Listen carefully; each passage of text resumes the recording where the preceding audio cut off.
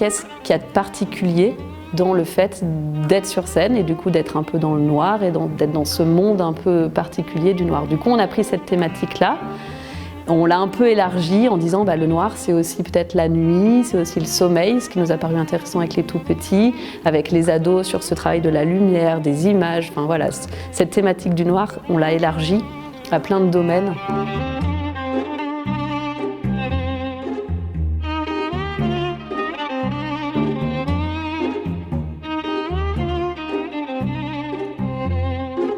C'était un travail autour des sensations, du coup du toucher, de l'air, de l'ouïe, de tout ce qui peut se développer quand on a les yeux fermés et de ce que ça peut faire ensuite de danser dans le noir.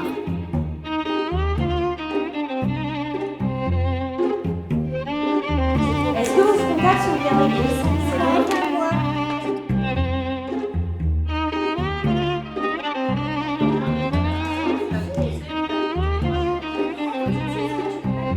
C'est intéressant, le noir, ils ont forcément pris des choses intimes qu'ils ont en eux, qu'ils ont transformées à travers une discipline en fait. Et c'est ça qui est intéressant, c'est qu'ils se rendent compte qu'ils ont accès à tout, qu'ils peuvent tout transformer et que c'est un peu infini tout ce qui est artistique. Donc,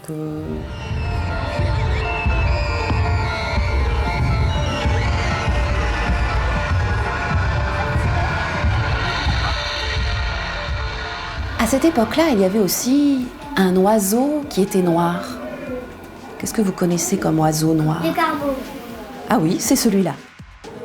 Dans une salle, quand on est dans les gradins par exemple et qu'il fait noir, qu'est-ce qu'on ne voit pas qu'on aurait vu s'il y avait de la lumière?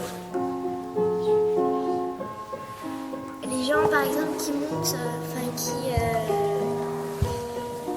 qui passent dans les coulisses, on ne les voit pas.